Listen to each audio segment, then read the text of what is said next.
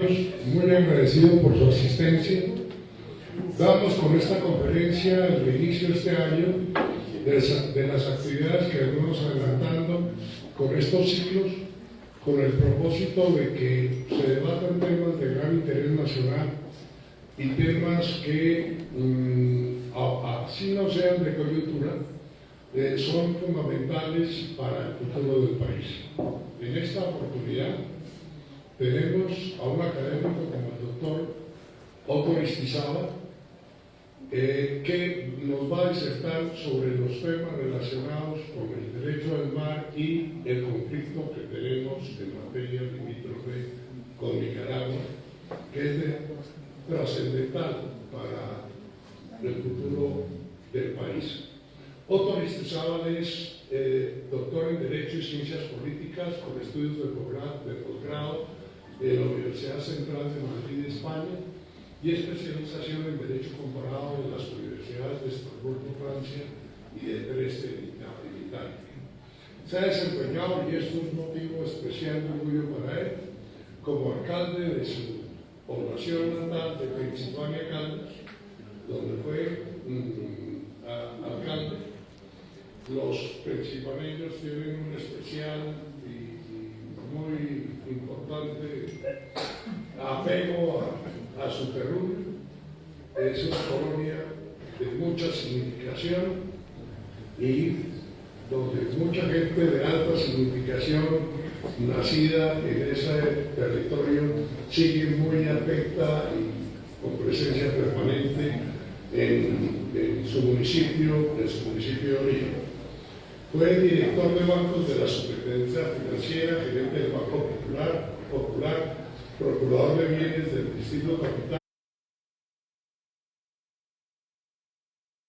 secretario general de la Universidad Católica y de la Escuela Superior de Administración Pública ESAP, registrador del Estado Civil de Bogotá y magistrado del Tribunal de Garantías Electorales.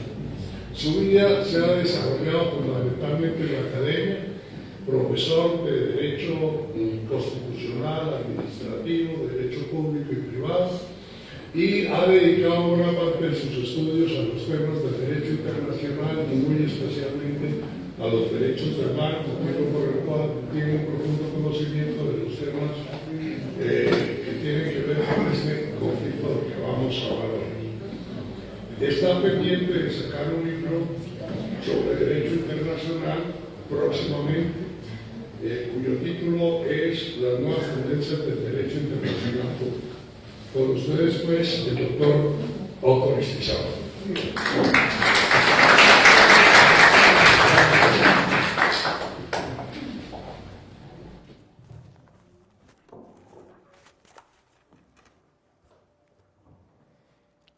Buenas noches.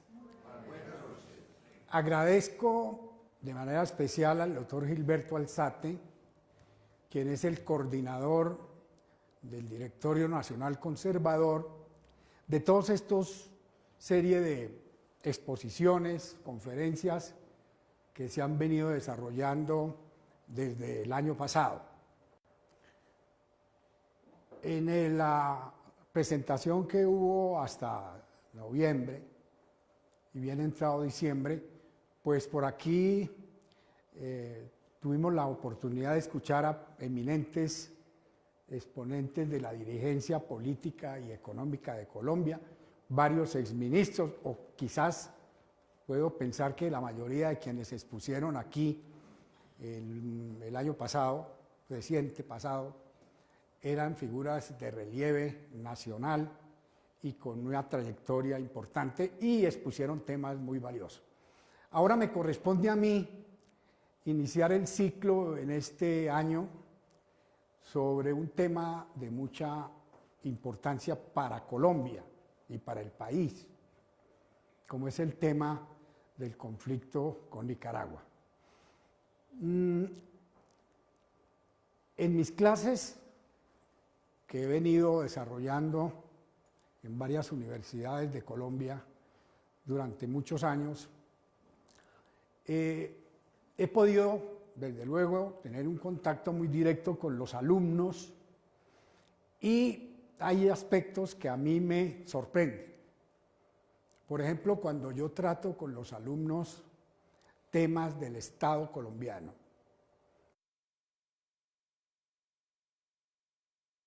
del Estado-Nación colombiano, observo una gran ignorancia en temas fundamentales del Estado. Bien sabemos que Colombia es un Estado-Nación. Un Estado-Nación es una organización político-jurídica de la sociedad que tiene 4 elementos.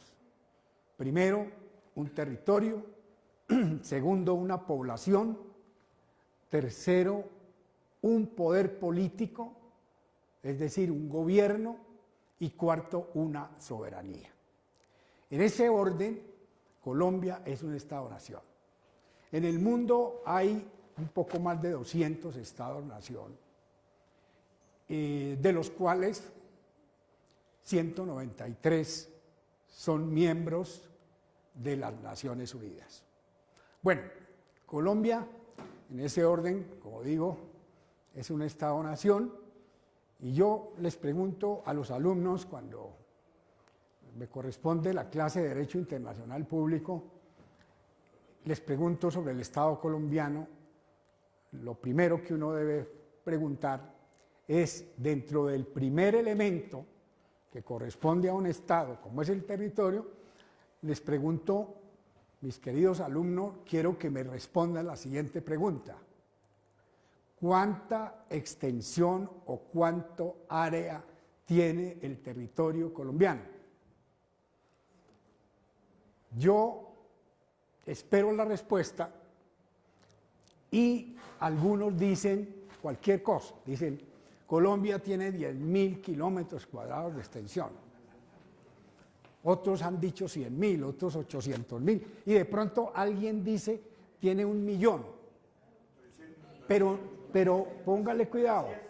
Pero generalmente ninguno me dice exactamente cuántos kilómetros cuadrados tiene Colombia, de área, de extensión.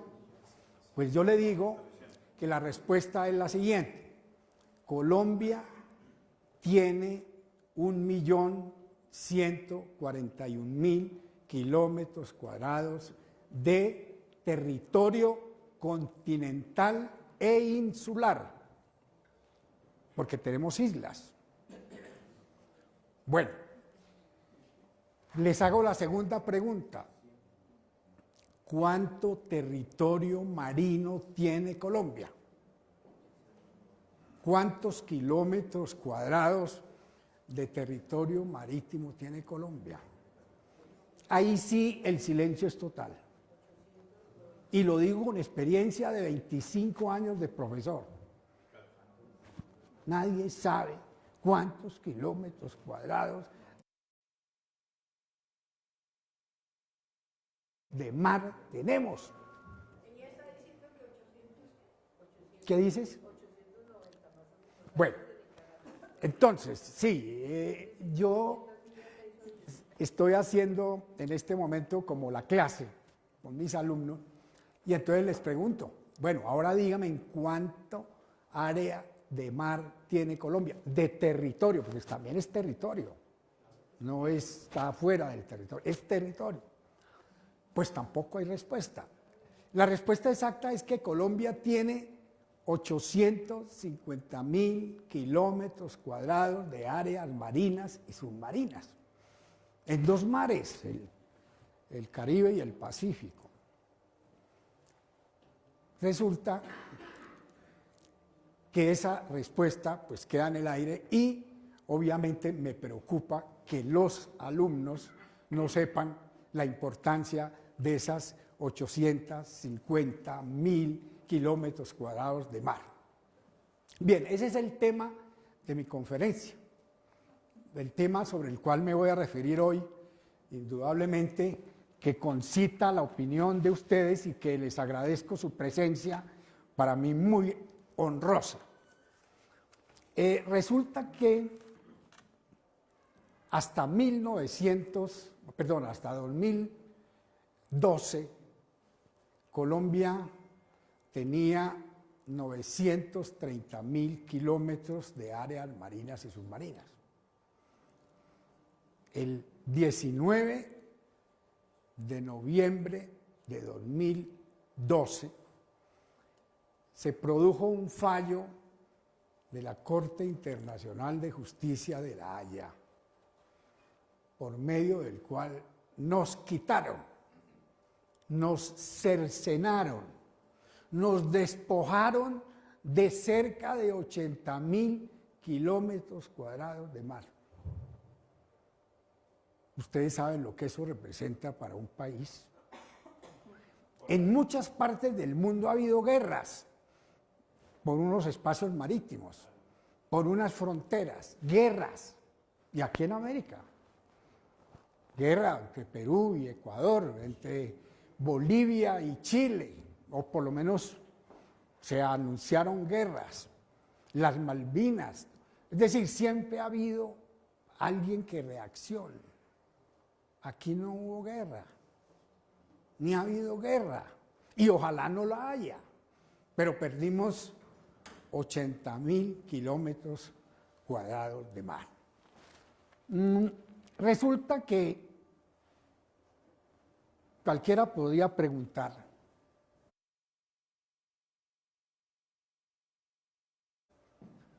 ¿qué significan 80.000 kilómetros cuadrados de mar?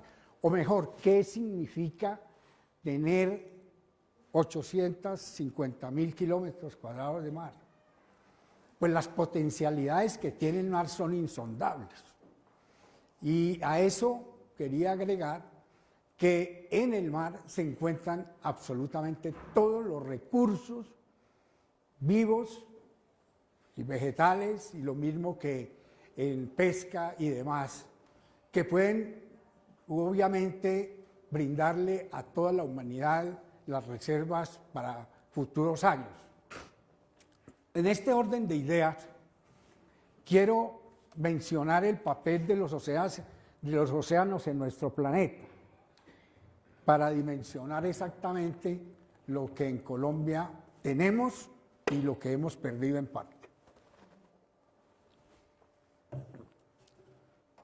El papel de los océanos en nuestro planeta.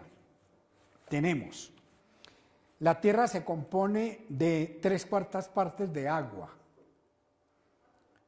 Esa agua es salada en el 97% y un 3% de agua dulce.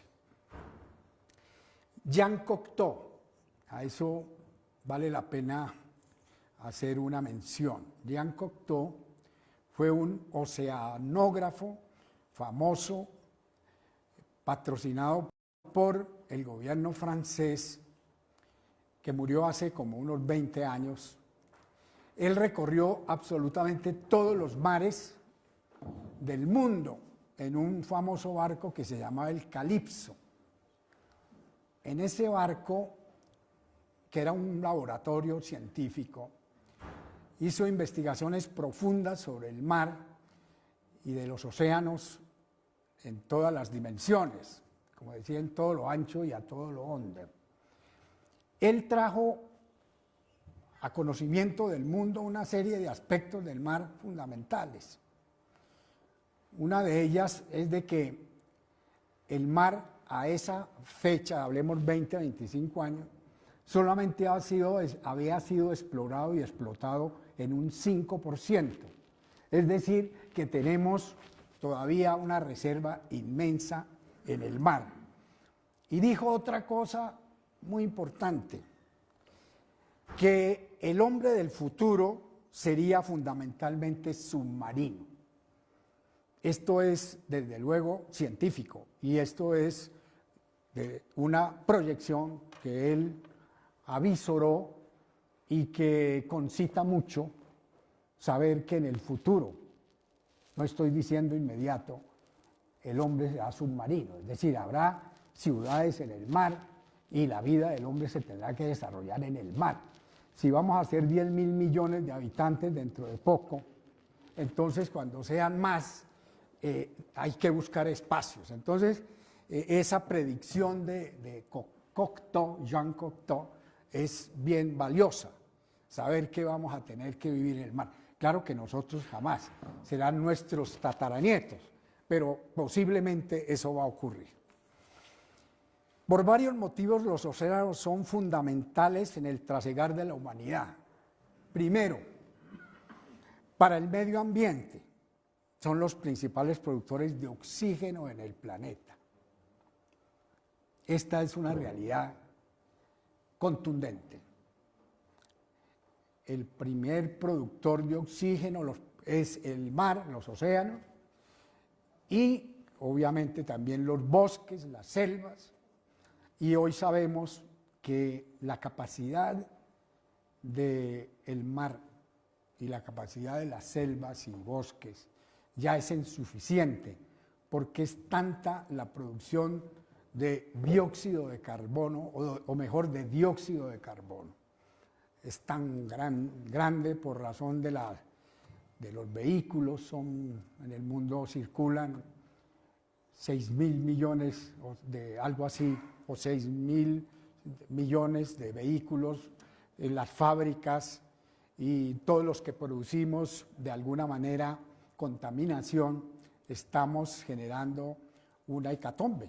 Todos sabemos que el problema del medio ambiente y del problema del calentamiento global es muy grave. El mar es el que regula, y obviamente la producción de oxígeno, pero ya no alcanza a absorber todo ese dióxido de carbono como está pasando con las selvas y los bosques. Otro aspecto es que regula la temperatura del planeta. En los océanos se encuentran toda clase de recursos naturales indispensables para el desarrollo social y económico de la humanidad. Son vía de comunicación indispensable para el transporte, eso es obvio. Hay buques cisternas de 500.000 toneladas que transportan petróleo, surcan los mares, y lo mismo en el comercio.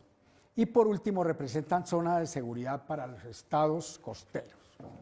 Eso estamos hablando a nivel mundial. En el caso colombiano, mares y océanos colombianos, tenemos que en las aguas colombianas, tanto del mar Caribe como del océano Pacífico, se encuentran la mayor parte de las especies, ecosistemas, biomas, formaciones y fenómenos presentes en los océanos del resto del mundo. Es decir, que lo mismo que hay en los demás océanos, aquí lo tenemos. Por su ubicación geográfica, los mares colombianos reciben una gran cantidad de especies procedentes de los diferentes mares y océanos del mundo, incluyendo los polares. Aquí llegan las ballenas, llegan otras especies del Polo Norte, del Polo Sur, del Ártico, Antártico, de manera que Colombia es como un receptáculo, un punto de referencia de muchas especies que son muy valiosas. En el suelo y en el subsuelo de la plataforma continental submarina poseemos toda clase de minerales, incluyendo petróleo y carbón, lo que se denominan nódulos de manganeso, que son minerales asociados que luego son muy importantes para la industria. Yo podría decir, un poco hiperbólicamente, que estamos con una mina de oro, es decir, que Colombia tiene una mina de oro en el mar. Yo no participo de la idea de que Colombia es un país pobre. Cuando me dicen Colombia es pobre, ¿pero pobre de qué? Si es un país lleno de recursos, país que tiene, es Caribe, es Pacífico, es Amazonas, es Orinoquia, es andino, tiene todas las reservas y tiene unos amplios espacios marítimos. Eso le da una gran potencialidad al país y hace que nos consideremos ricos en el sentido de que tenemos unos recursos que hay que explotar, hay que explorar y en la parte económica hay algo muy importante. Yo he oído muchas veces a los ministros de Hacienda y los expositores en temas económicos que hablan de las cifras colombianas y de las falencias que hay, por ejemplo, en el campo de las exportaciones. No somos un gran país exportador, como lo son otros que han explotado el mar en debida forma. El Perú es un país que tiene en el mar una de sus fortalezas económicas. Es el primer exportador de harina de pescado del mundo y de mariscos. Y lo mismo Ecuador, y lo mismo Chile. Y Colombia, ¿por qué no? Colombia, ¿por qué no ha explotado en debida forma esos recursos donde hay una gran potencialidad? En eso somos ricos y hay que tener una nueva visión del país, y ahora que estamos enfrascados en temas de tipo político, Colombia ha vivido en un proceso de dilucidar temas de índole política, ideológica, y nos entretenemos en eso y olvidamos que tenemos una gran potencialidad. Bueno, hay una cosa que es importante destacar en lo del mar, y es que la Convención del Mar de Jamaica de 1982 determinó las áreas marinas a las cuales acceden los estados.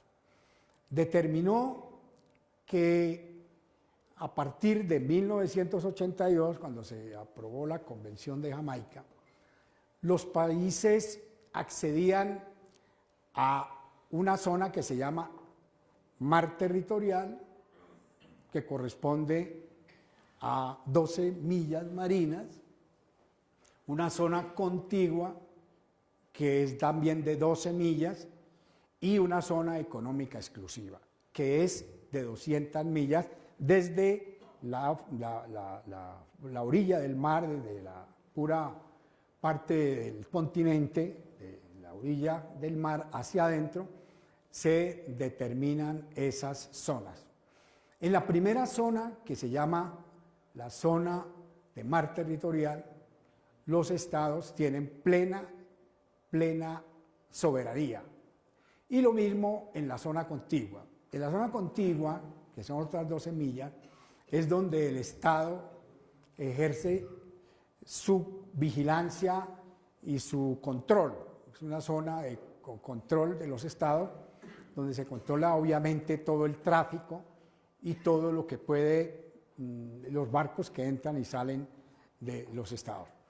Y está la zona económica exclusiva, que son las 200 millas a partir de la costa, sobre la cual los estados tienen una serie de derechos de exploración, explotación de los recursos y también de utilizarlos para extender cables marinos y también para utilizarlo como recursos para la energía y para una serie de comunicaciones que son muy importantes. Ya visto los anteriores aspectos, es bueno entrar en materia. Sin embargo, quería, antes de entrar en el conflicto con Nicaragua, hacer referencia a un aspecto que coincide con lo que he venido exponiendo, de que en Colombia no ha habido una atención especial por los asuntos y las riquezas del mar. Y curiosamente, digo acá, y me permito leer 2 párrafos, curiosamente, a pesar de su enclave geográfico privilegiado, Colombia ha sido un país introvertido. El expresidente López Michelsen lo llegó a denominar el Tíbet de Sudamérica. Saben que el Tíbet es un país enclavado en el Himalaya, en unas montañas altísimas, un poco aislado del mundo. Y López Michelsen, con muy buen sentido, dijo que Colombia era el Tíbet de Sudamérica, pero era el país más aislado de Sudamérica. Estoy hablando en su época de político y cuando era candidato a la presidencia de la República. Su cultura, decía él, la cultura colombiana, siempre ha mirado hacia adentro de sí mismo, antes que más allá de las fronteras. Este encierro se ha reflejado en la economía. Hemos tenido una economía cerrada. Las exportaciones colombianas son apenas el 7 o el 9% del Producto Interno Bruto, cuando en países como Chile, como Argentina, como seguramente Perú y otros tienen 20, 30, 40% del Producto Interno Bruto por exportaciones. En el desarrollo tecnológico estamos atrasados, ya hemos logrado un avance importante. Y en la tradición centralista y financiera también hemos sido muy introvertidos. Es ya casi un lugar común afirmar que Colombia es un país que ha vivido de espaldas al mar. País altamente centralizado, enclavado en sus montañas. Colombia privilegió lo andino, mas no lo caribe o lo pacífico. Y por eso Bogotá es el centro del país.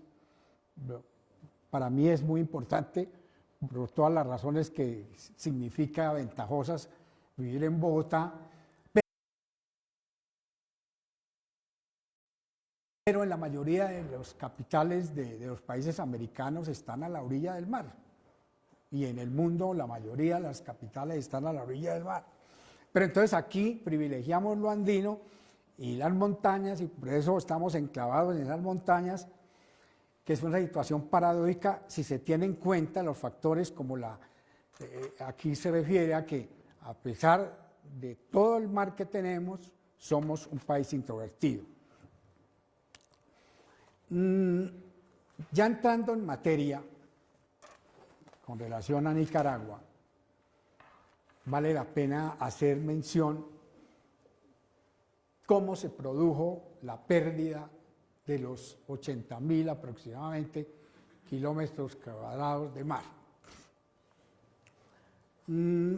Por cédula de la Real Monarquía Española, de 1803, cédula real de 1803, la monarquía española, por los reyes españoles, le adjudicaron al virreinato de la Nueva Granada lo que hoy corresponde al archipiélago de San Andrés, Providencia y Santa Catalina. Y asimismo determinó en esa cédula real que la costa de la Mosquitia, que es la costa de Nicaragua, también accedía a la jurisdicción de la Nueva Granada.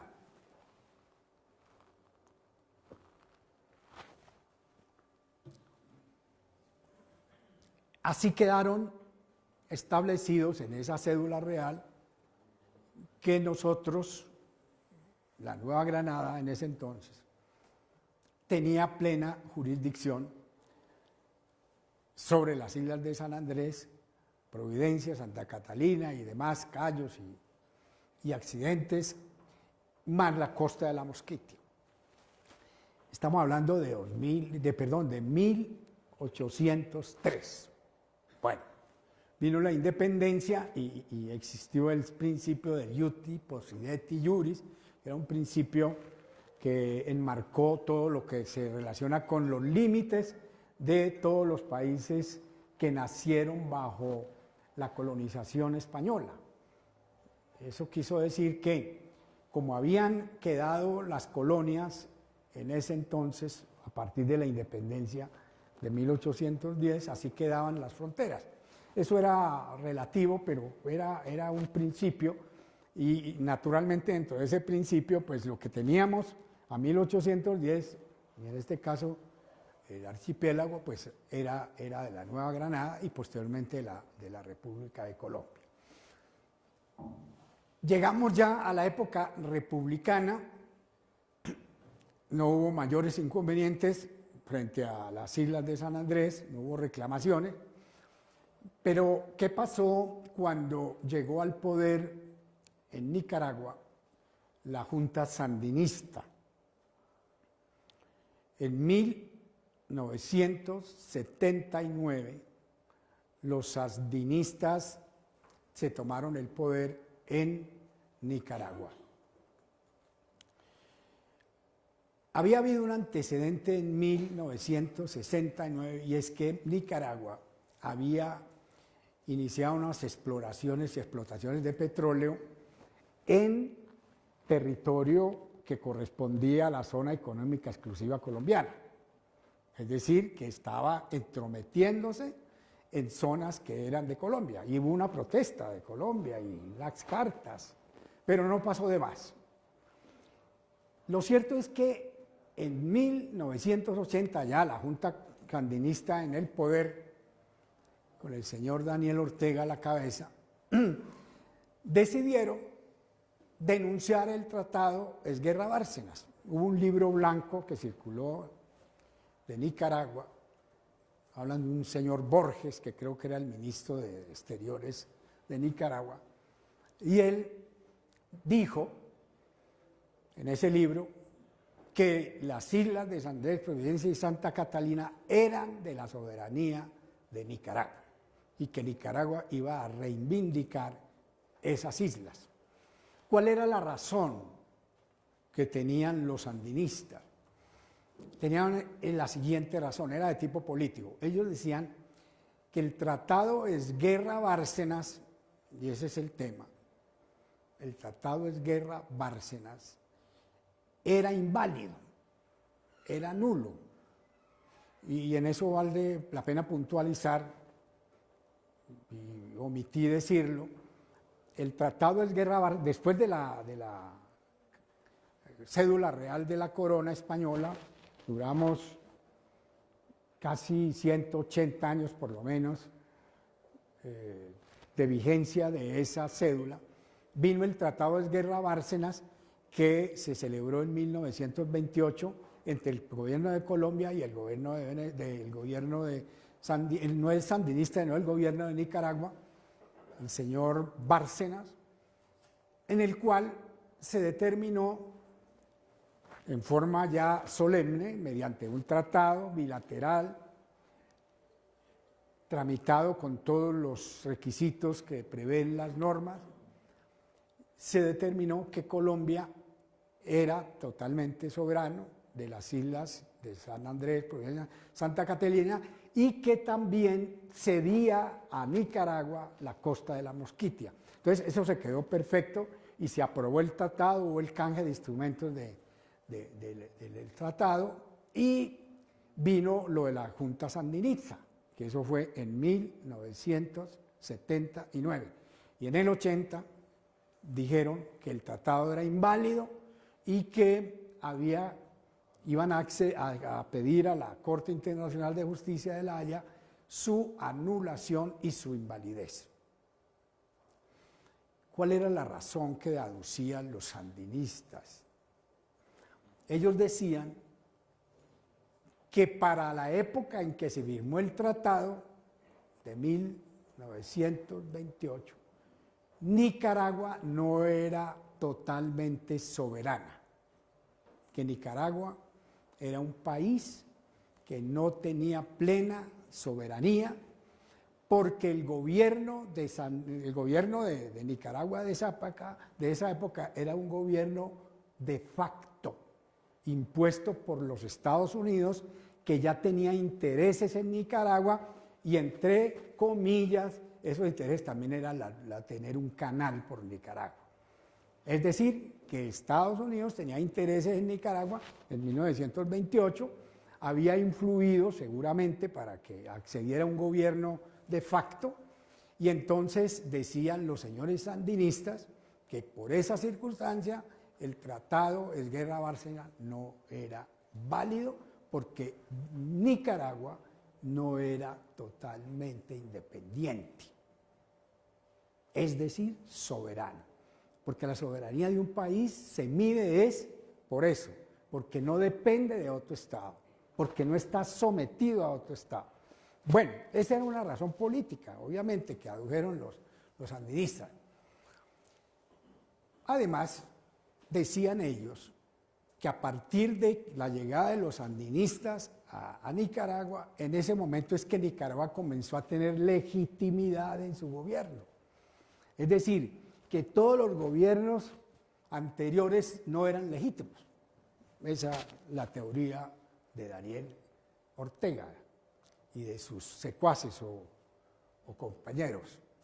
Bueno, bien, entonces comenzaron a gestar una demanda contra Colombia y para ello contrataron a unos eminentes juristas, porque es que hay que destacar que Nicaragua tiene unos juristas impresionantes, tipos de mucha trayectoria, muy bien pagos, y además Nicaragua se ha preocupado mucho por tener unos embajadores muy veteranos. Por ejemplo, el embajador que han tenido en Holanda por 30 años. Han tenido un embajador por 30 años, el mismo embajador que ha estado pendiente, se llama Argüello Gómez. Argüello Gómez es el embajador, o ha sido el embajador, por 30 años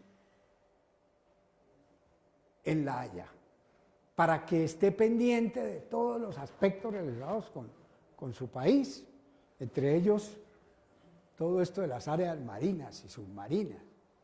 Ahí hay unos intereses geopolíticos muy importantes.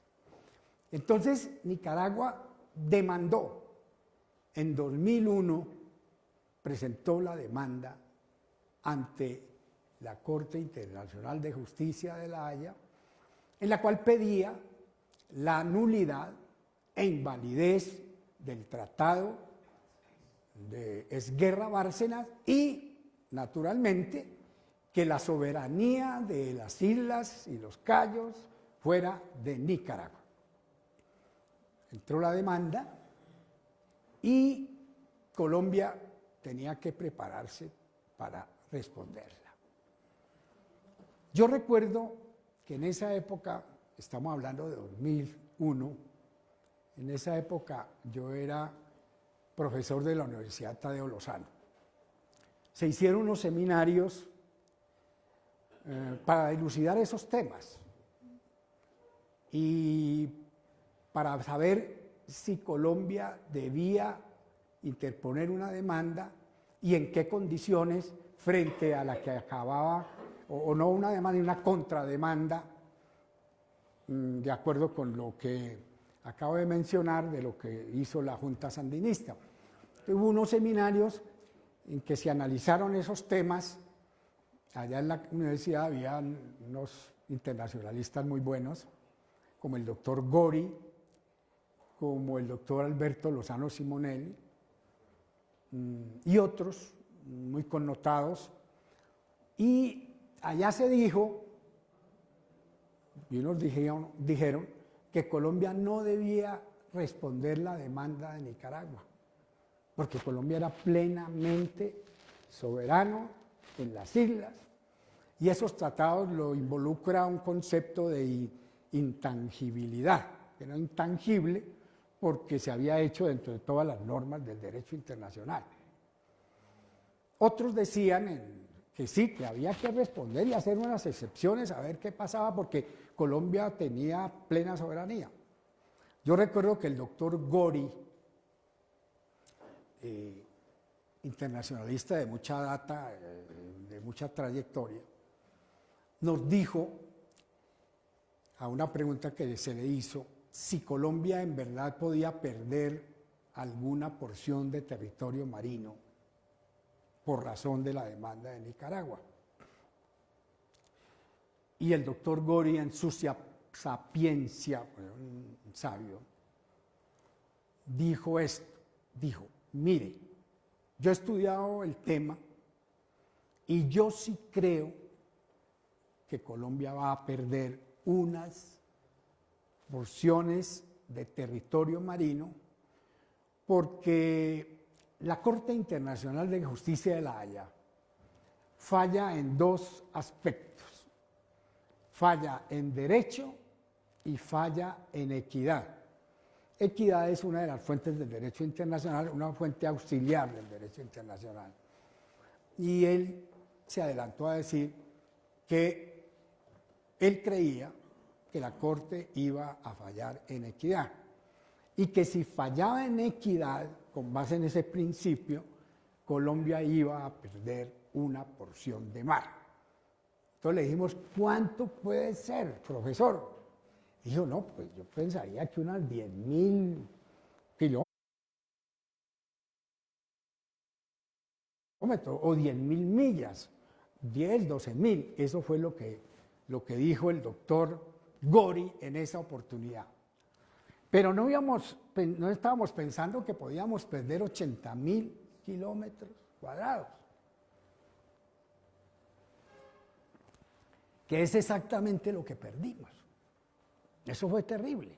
Entonces, ahí es donde viene el problema y naturalmente Colombia sí presentó unas excepciones. Es decir, unos decían que no, pero por último se impuso la idea de que era mejor acudir a la Corte y presentarlas, se llama excepciones, unas excepciones.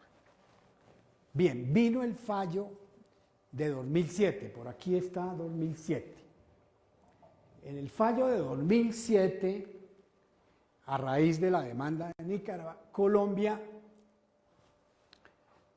de acuerdo a ese fallo de la Corte, la sentencia de la Corte, estableció claramente que sí, que la soberanía sobre las islas de San Andrés, Providencia, Santa Catalina, era de Colombia, que era una realidad, que Colombia era el país soberano de esos territorios.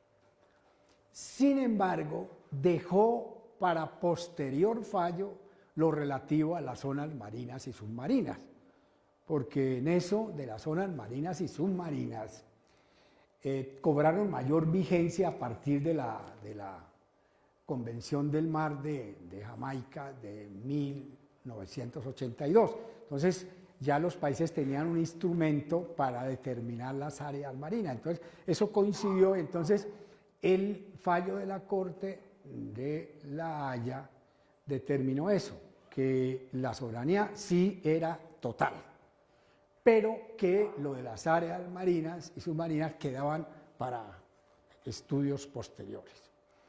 Bueno, entonces vino luego, después de, esto fue en 2007,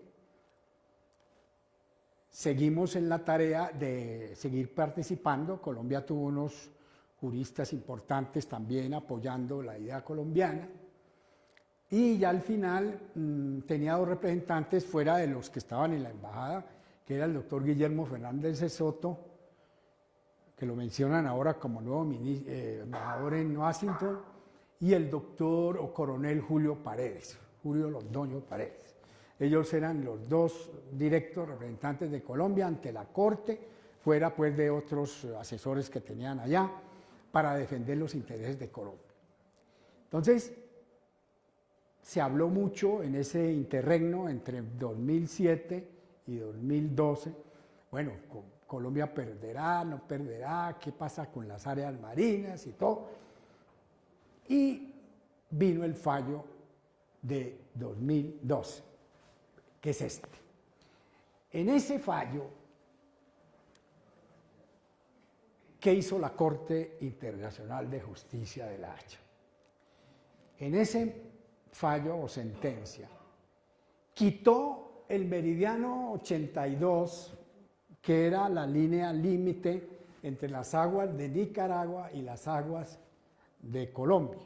Es decir, que en ese fallo la Corte desconoció el meridiano 82, que venía siendo desde hacía muchos años el límite de Colombia respecto a las áreas marinas y submarinas. Y corrió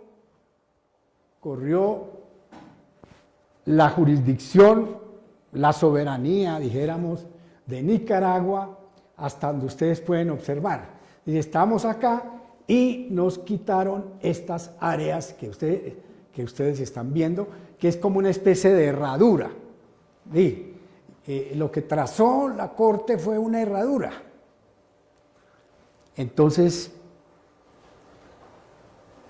podíamos pensar, ¿cómo es posible que la Corte haya producido un fallo en el cual, ante un hecho como es la determinación de las áreas marinas, no cercenan 80.000 kilómetros cuadrados? Para muchos, y le oí al canciller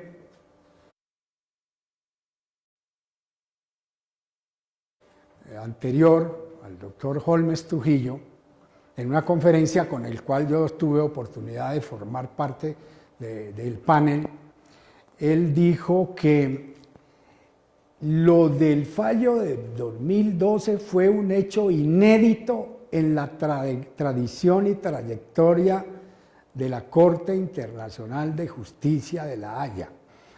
Es decir, que no había habido en toda la historia de la Corte Internacional un fallo tan sorpresivo, que no se podía imaginar que a un país le fueran a quitar tamaña cantidad de mar en esa forma, trazando una herradura de esa dimensión. Y que por lo tanto, decía el señor canciller de entonces, Holmes Trujillo, que eso no tenía razón, eso realmente era absurdo, porque había como un exceso de la discrecionalidad de la Corte en ese sentido. Entonces, quiero aclarar y precisar este aspecto porque vale la pena ser redundante en el tema. Como la Corte falló en equidad, aquí falló en equidad, por eso Gori fue evidente, tuvo total conocimiento de lo que venía al decir que íbamos a perder 10 o 12.000, pero perdimos 80.000. Entonces, falló en equidad la Corte. Como ese es un concepto subjetivo, sí, era la apreciación que tenían la mayoría de los miembros del Tribunal de Justicia, que son como 20, y 17 fueron los que votaron a favor de esta sentencia. Entonces, midieron la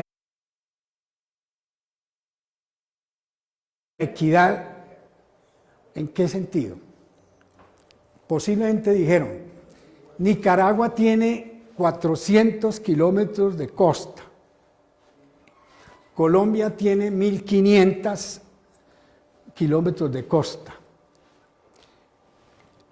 Es injusto, estoy haciendo una hipótesis, es injusto que si Nicaragua tiene 400 kilómetros, Colombia tiene 1.500, a Nicaragua no le dejen sino este espacio, es decir, lo que ustedes ven, este espacio era lo que se le había dado en el tratado de Guerra Bárcenas y en el concepto anterior le habían... Entonces dijeron, bueno, hay que ser más justos con Nicaragua, por equidad, no en derecho, por equidad, vamos a extender esto. Pero se les fue la mano, se les fue la mano. Y yo creo que en eso el canciller tiene razón, o el ex canciller, dijo, sí, esto es inédito, esto es absurdo. Él nos dijo en esa conferencia,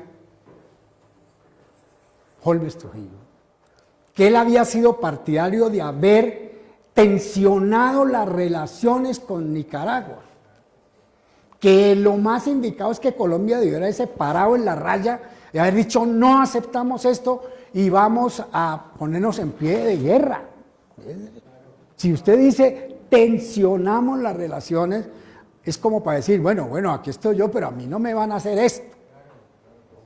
Y es claro, debíamos haber tensionado las relaciones, irnos a los tribunales internacionales, irnos a la Corte, no a la Corte porque ya la Corte no iba a decir más, vámonos al Consejo de Seguridad de la ONU, vamos a los mecanismos que prevén la ONU y la OEA en esos casos. Es decir, aquí debiera haber un estremecimiento. pero no lo hubo. Yo recuerdo cuando salió el fallo, claro, protestó la academia y algunos políticos y el doctor mismo, el doctor Uribe, que no era presidente, estaba santo, dijo, hay que desconocer ese fallo. Y también lo dijo el gobierno, el señor Santos dijo, el fallo está, pero no lo podemos aplicar. No lo podemos aplicar porque aquí hay una situación que no podemos soportar. Y, como digo, a partir de ese fallo, que hubo alguna conmoción, pero más en la academia que en la realidad, porque, como digo, en Colombia no lo estremece ningún problema de pérdida de territorio. Aquí hemos perdido territorio.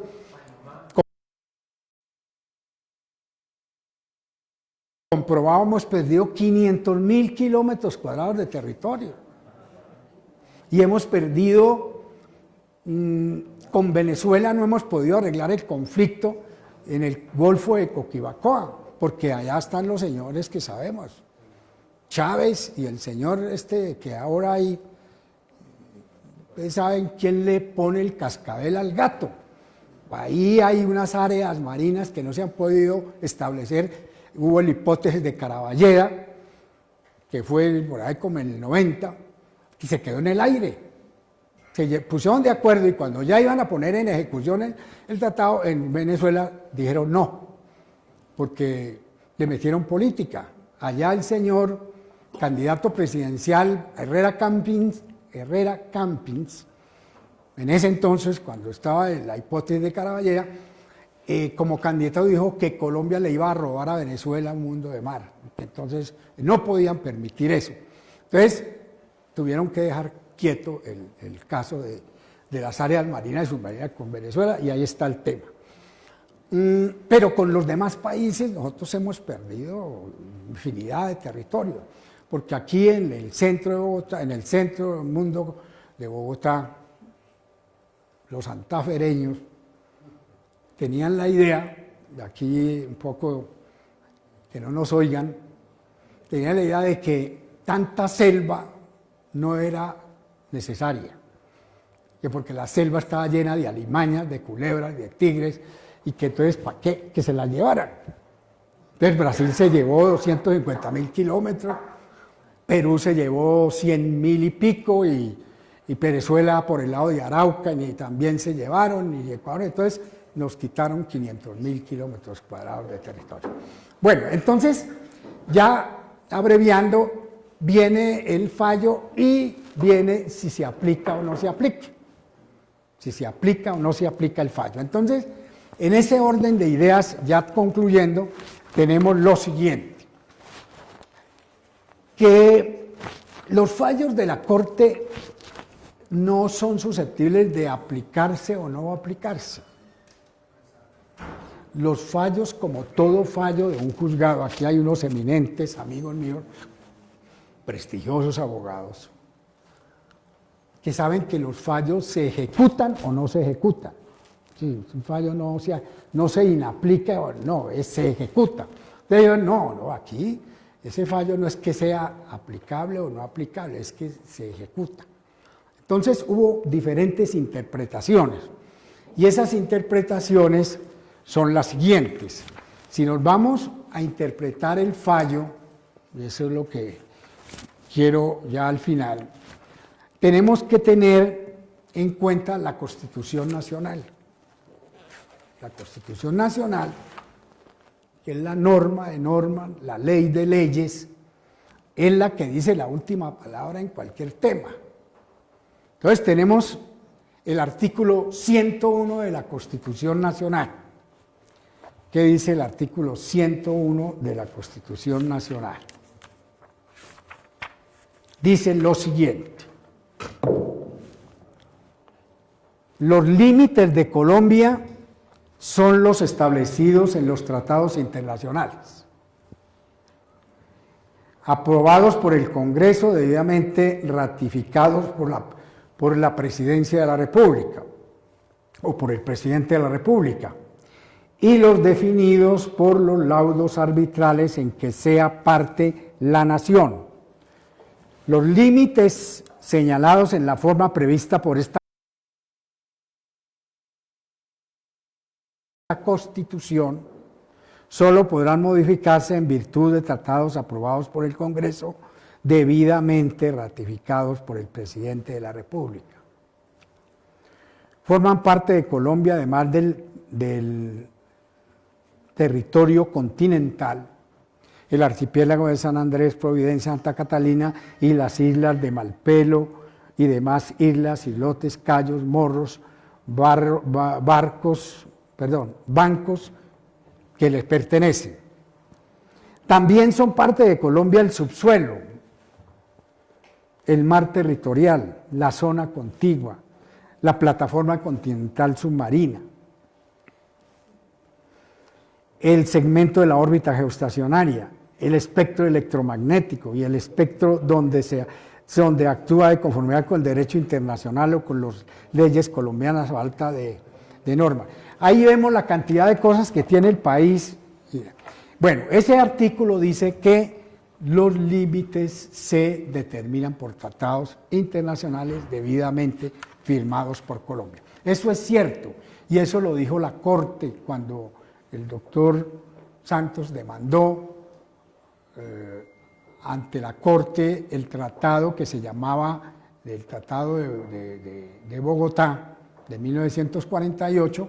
Entonces la Corte dijo que sí, que eso de Nicaragua tenía que hacerse a través de un tratado y no de un fallo de la Corte Internacional de Justicia de La Haya. Entonces, para coordinar el tema con el artículo 9 de la Constitución, dice el artículo 9 de la Constitución lo siguiente. Artículo 9. Las relaciones exteriores del Estado se fundamentan en la soberanía nacional, en el respeto a la autodeterminación de los pueblos y en el reconocimiento de los principios del derecho internacional aceptados por Colombia. De igual manera, la política exterior de Colombia se orientará hacia la integración latinoamericana y del Caribe. Entonces, ¿aquí qué pasa? Que si interpretamos únicamente el artículo 101, sí es necesario hacer un nuevo tratado con Nicaragua para obviar el problema del fallo de 2002. Sin embargo, si miramos el artículo 9, que dice que Colombia debe observar y respeta los principios generales del derecho internacional, entonces ahí sí el fallo tiene vigencia y tiene que ser ejecutado. Es decir, Colombia respetar lo determinado en el fallo de la Corte Internacional de Justicia de La Haya.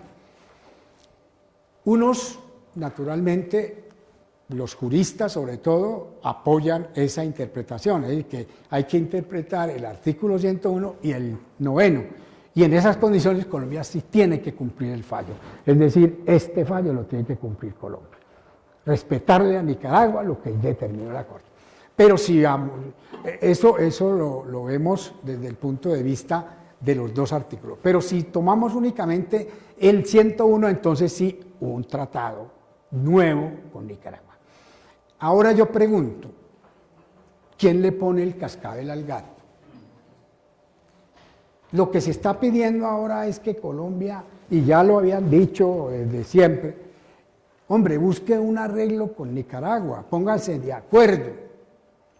Porque una de las razones que han dicho es que, y con toda razón, es que a raíz de este fallo del 2012, los pescadores del archipiélago de San Andrés accedían a esas áreas donde estaban las mayores reservas de pescado.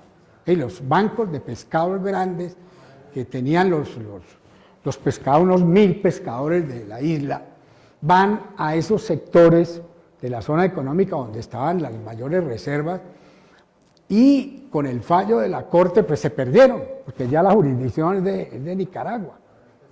y hay que pedirle permiso a Nicaragua. Sin embargo, en eso sí hay que reconocerle al señor Daniel Ortega su olfato político, que dijo, no, si ese es el problema, nosotros dejamos que sigan pescando los colombianos allá. Lo expresó directamente. En eso hay cierta actitud, dijéramos, generosa, de permitir que vayan y sigan pescando, no vamos a poner problema. Pero bueno, de todas maneras, ¿aquí qué pasó? Pasó que hay la interpretación que acabo de decir y posteriormente vinieron 2 demandas más de Nicaragua. Porque Nicaragua va por más. Nicaragua no va únicamente por lo que iba, va por más. Entonces dijo en una demanda nueva, que fue en el 2013, que pedía la extensión de la plataforma continental submarina más allá de las 200 millas. Pidió 150 millas más, es decir, casi 600 kilómetros, que 200 más 150 son 350 millas, y contando en kilómetros son como 600 kilómetros. Que se quieren venir con las aguas de Nicaragua en la plataforma casi a las costas colombianas. Es decir, una cosa impresionante. Frente a la demanda, Colombia, ¿qué dijo? Dijo, esto no es admitible. Y Colombia presentó unas objeciones y unas excepciones a esa demanda, diciendo que no era procedente porque eso ya era cosa juzgada.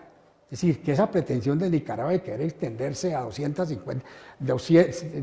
más 150, eso es excesivo, no solamente es excesivo y demasiado, sino que no era procedente porque en el fallo de 2012 la Corte no había dicho nada de eso, es decir, había dejado las cosas como estaban. Entonces, que eso era una cosa juzgada y que entonces no tenía razón.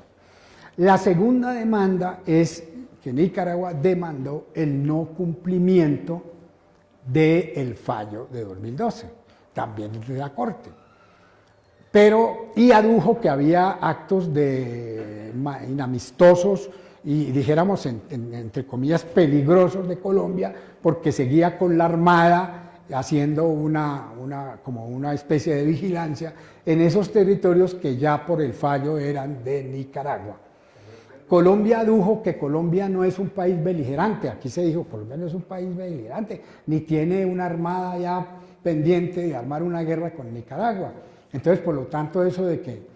Y que, de todas maneras, y esa ya es la conclusión, esto le dieron muchas vueltas, la conclusión es que el señor Santos insistió hasta su terminación de gobierno que lo más indicado era buscar una nueva negociación con Nicaragua a efecto de firmar un tratado que le diera a este fallo de la Corte un sentido más equitativo, dijera, y permitir una cooperación entre Nicaragua y Colombia en ese sentido. ¿Aquí qué entra? Si es viable esa pretensión, la diplomacia. Por eso existe la diplomacia. La verdad es que pensaría que lo mejor es que por la vía diplomática se trate de arreglar este conflicto. Irnos a una guerra, primero las guerras están prohibidas hoy día. Las Naciones Unidas, después de la Segunda Guerra Mundial, tuvo que prohibir la guerra, por lo que sabemos. Entonces está prohibida. Solo se acepta cuando hay una agresión directa de un Estado en otro Estado. Aquí no hay es decir, hay unos fallos, hay una parte jurídica muy importante. Entonces, pensar en guerra pues no es lo más indicado. Sin embargo, el ministro Olmes que decía que hay que tensionar las relaciones con Nicaragua, irnos a lo que sea. Eso desde luego tiene valor, ¿no? Y pienso que esa era una vía, ya no se hizo. Pero aquí cabe la diplomacia y buscar entre toda demanda y contrademanda, porque ha habido demanda. Este año se tienen que producir los fallos sobre la la plataforma extendida, y sobre el incumplimiento del tratado tiene que haber un fallo, se está anunciando para este año de 2020. Bueno, en esas condiciones pues dejo una serie de inquietudes sobre el tema, y para mí sería muy grato poder atender las inquietudes que al respecto tengan ustedes.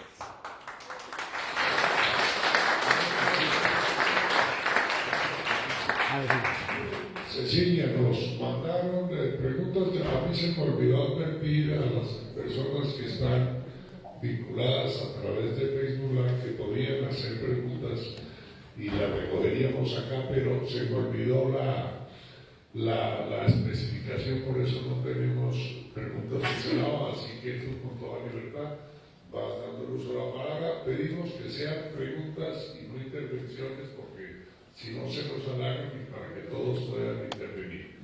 Entonces tú vas absorbiendo las preguntas, señor Armando. Con mucho gusto. A ver.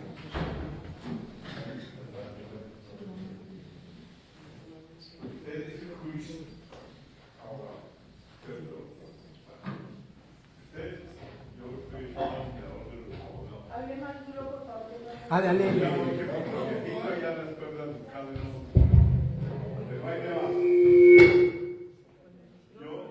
Soy un admirador de los señores abogados. Gracias. Pero usted ha hablado que ha habido un fallo de la Haya, un fallo, una sentencia que notifica con una notificación ejecutorial en legal bolsa. Y es ley para las partes. Y es, como dicen ustedes los juristas, erga omnes, hay que cumplirla. ¿Sí? Entonces. Y no, mi pregunta es esta: no había ningún recurso. Ya. Sí. Bien la pregunta. Sí hay recursos.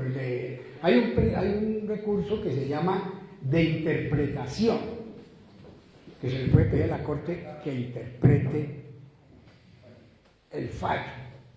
Pero también hay unas cosas que son válidas, y por eso aprovecho la pregunta. Y es que la Corte Internacional no tuvo en cuenta una serie de cosas para que este fallo se produjera. Una de ellas es que se desconocieron los derechos de los raizales de San Andrés y Providencia.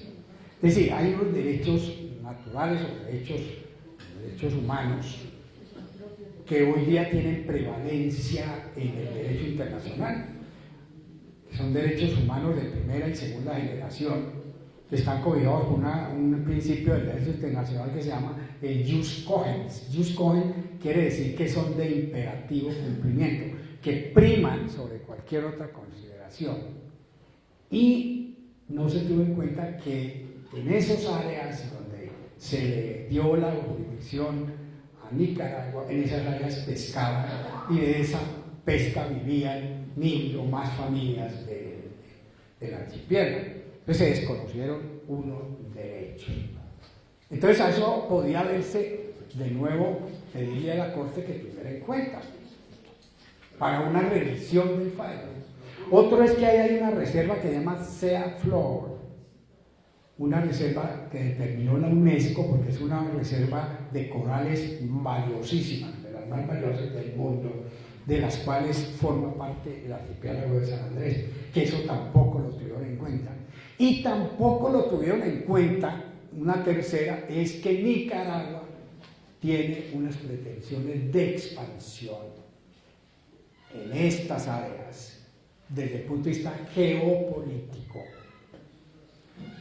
Porque ustedes saben que Nicaragua es socio de China, de Rusia. Allá estuvo Putin. Putin no ha venido a América Latina, sino a Nicaragua, porque le interesa a Nicaragua por la cantidad de accesos al Mar Caribe que tiene. Es socio de ellos. Entonces, hay unos argumentos que pesan en esta situación. A ver, Antonio.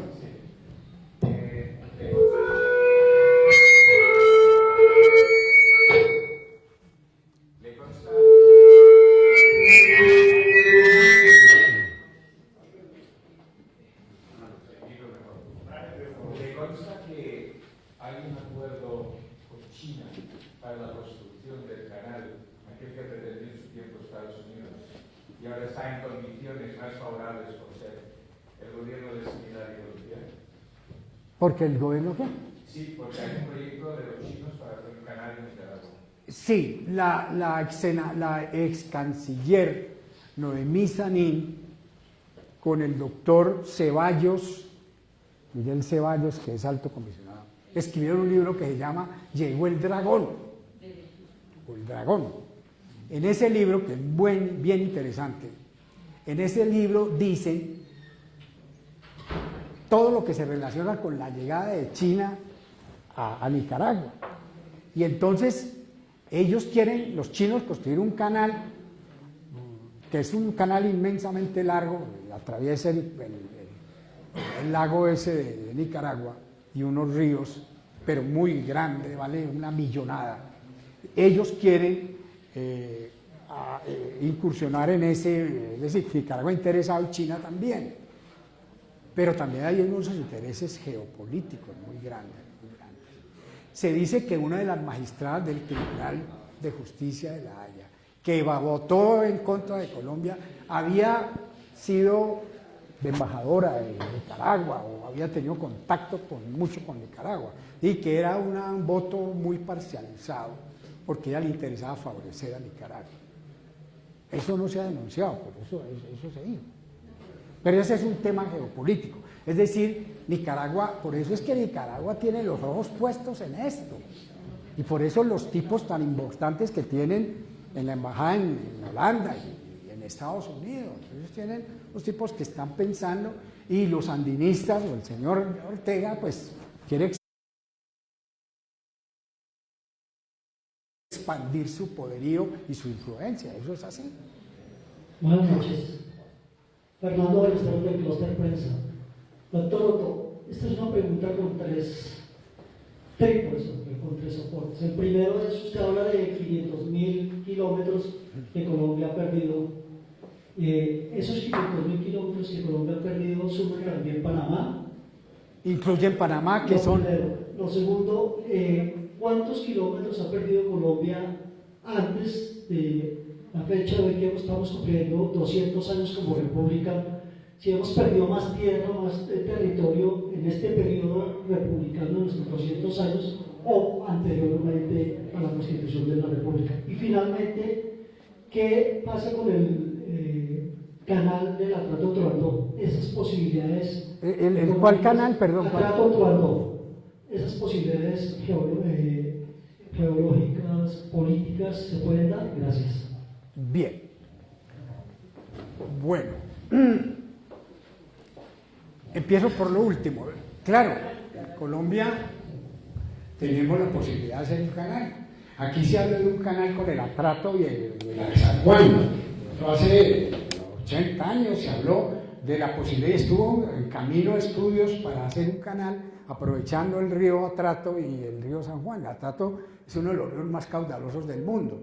Y había una parte que se llamaba Raspadura, recuerdo, que era unir esa parte del Atrato con el San Juan para que se pudiera hacer navegable del Atlántico al Pacífico. Eso se ha hablado, pero ahí hay intereses, obviamente, y prueba de ello es que Panamá tuvo la oportunidad de hacer el canal porque Estados Unidos se adelantó y apoyó la independencia de Panamá, pero era que venía detrás del canal, y seguramente con Nicaragua en su momento también venía por eso. De las 500.000 kilómetros perdidos, eso lo dice el libro de Miguel Ceballos y Noemí Sanín. Ahí está muy bien interesante. Habla de pormenorizadamente que ha perdido Colombia. Con Panamá 75.500 kilómetros. Con Venezuela 100.000, 80.000, algo así. Con Brasil 250.000, con Perú 100.000, Ecuador también, y suma 500.000 kilómetros ha perdido Colombia. ¿Cómo los pierde? Primero porque son zonas de la periferia del país. Segundo, generalmente son zonas selváticas de pocos habitantes. ¿Qué ha pasado? Que han llegado colonos brasileños, venezolanos, ecuatorianos, peruanos, y entonces se toman esas tierras y de aquí en Bogotá dicen, no, tranquilo, que se las lleven.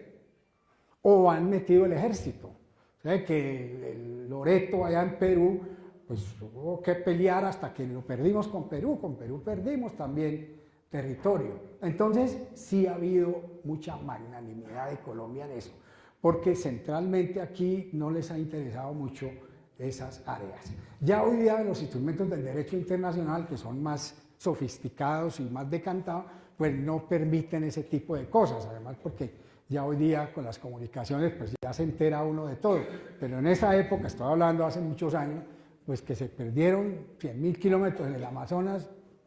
¿Qué pasa? No pasa nada, aquí siguen lo mismo. Eso es lo que ha ocurrido en Colombia sobre el tema de fronteras. Y hablando de fronteras también quiero una cosa muy importante, como anécdota. Resulta que los colombianos no sabemos con cuántos países Colombia tiene frontera. Entonces la gente dice, no, con 5 países, Ecuador, Perú, Bolivia, Panamá, no, Bolivia no, los que sabemos que rodean a Colombia. Resulta que con el mar tenemos 7. Aquí está conmigo, y perdónenme, mi cuñado alemán, Uli Ruger, muy querido, que es un colombianófilo, vive en Colombia, y él sabe muchas cosas de Colombia, más de lo que saben los mismos colombianos. Yo le pregunto a querido Uli que nos cuente cuántas fronteras tiene Colombia, incluyendo las fronteras marinas. A ver, Uli. 12. Tiene 12 fronteras.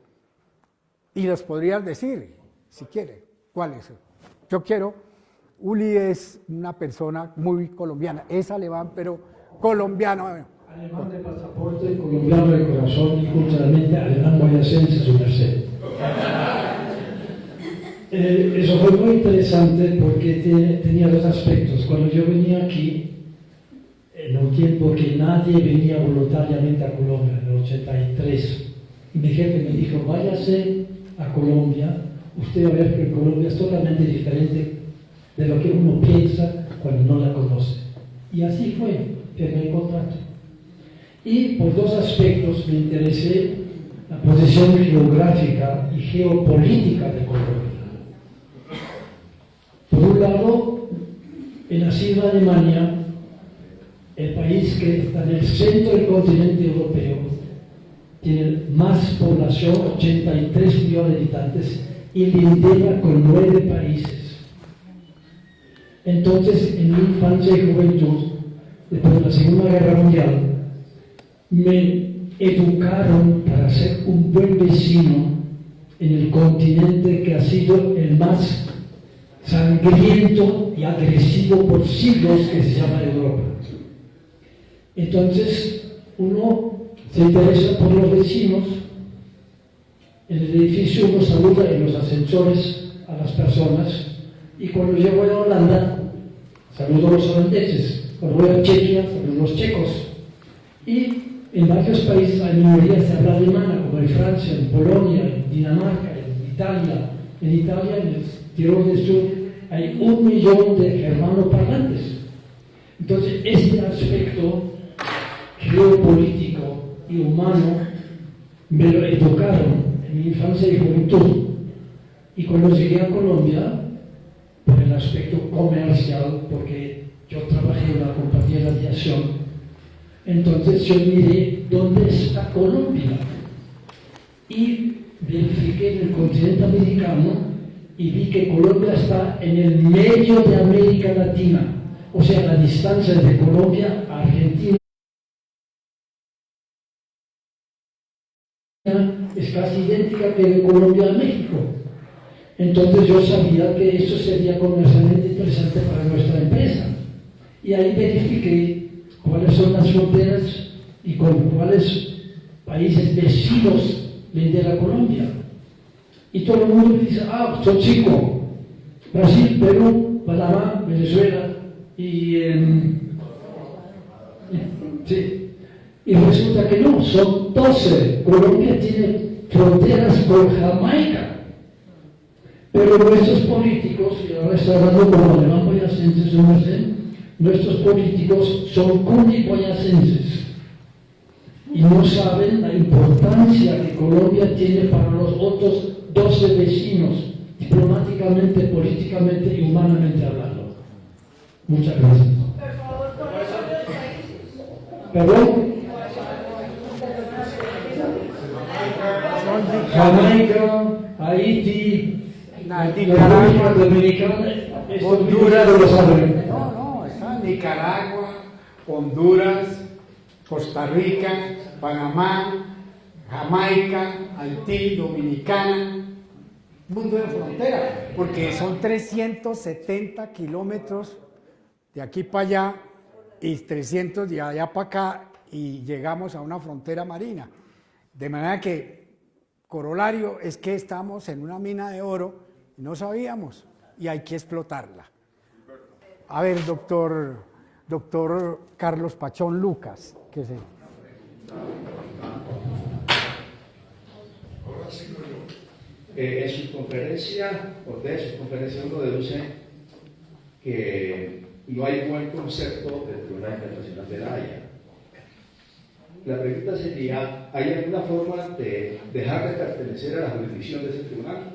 Claro, ya no pertenecemos. Cuéntenos esa parte y qué efectos tiene. Claro, gracias. Sí, exactamente. El doctor Santos, en su indignación por el fallo, y obviamente hay que abonarle que supo manejar el tema políticamente, no jurídicamente, una de las cosas que dijo, vamos a irnos de la jurisdicción de la Corte, vamos a quitarnos de encima ese yugo, porque vamos a seguir perdiendo. Y entonces denunció el Tratado de Bogotá, que exigía, primero, la solución pacífica de los conflictos y segundo, que en cualquier conflicto que se presentara teníamos que acudir a la Corte. Entonces presentó una denuncia en el sentido de que definitivamente Colombia renunciaba, un acto obviamente jurídico, un texto, renunciaba a la jurisdicción de la Corte, pero esa decisión no cobraba vigencia sino a partir de un año. Y por eso fue que Nicaragua, antes de que se cumpliera el año, nos metió 2 o 3 demandas más. Pero ya nosotros no pertenecemos a la jurisdicción de la Corte Internacional de Justicia de La Haya. Pero lo que está, está. Precisamente sobre esa vinculación al Tratado de Bogotá, si no me equivoco, fue un internacionalista,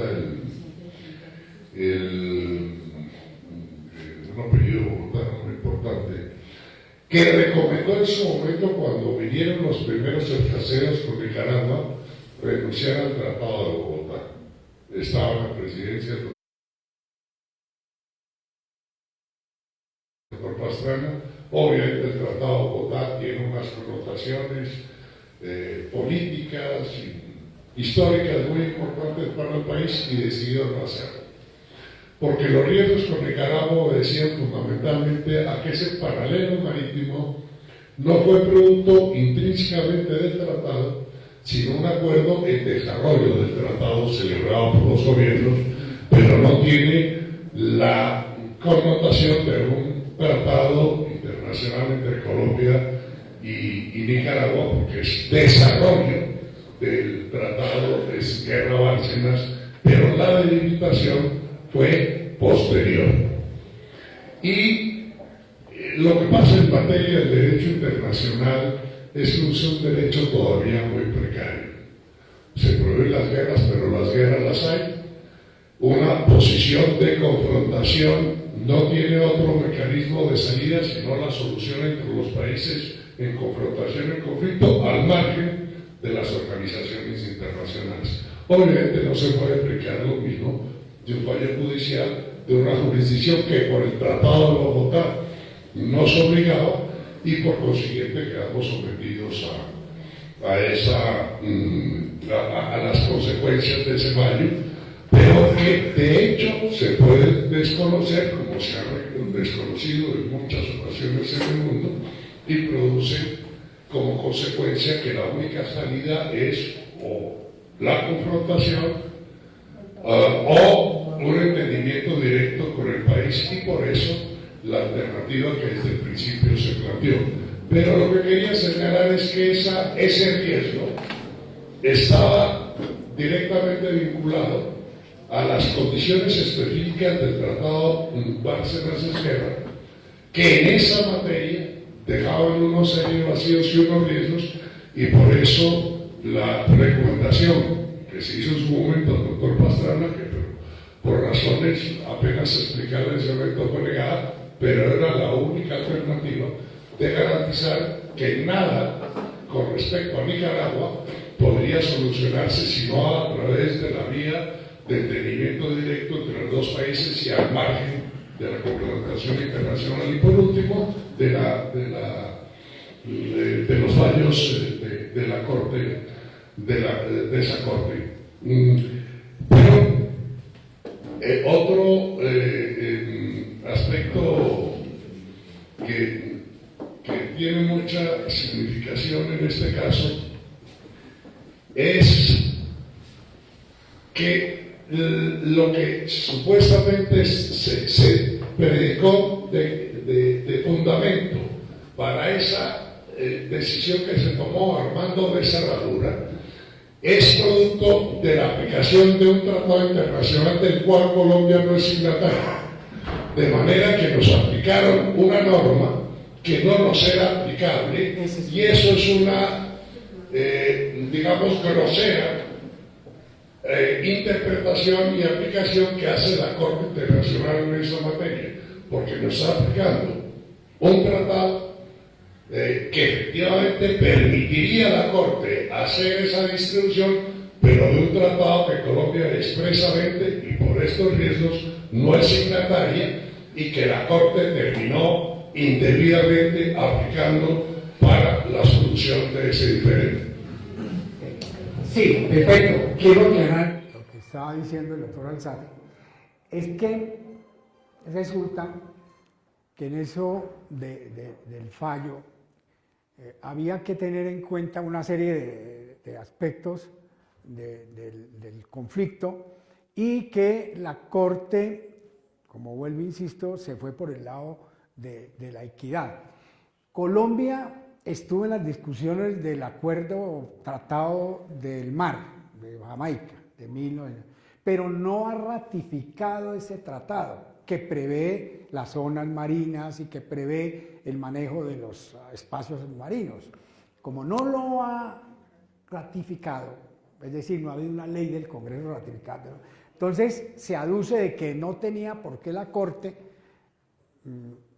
interpretar el tratado, o mejor, el convenio o convención de Jamaica. Nos aplicó la convención de Jamaica en parte del fallo de 2012, cuando nosotros no somos parte de ese tratado por cuanto no lo hemos ratificado. Esa es una de las argumentaciones que hay, desde luego. Bueno.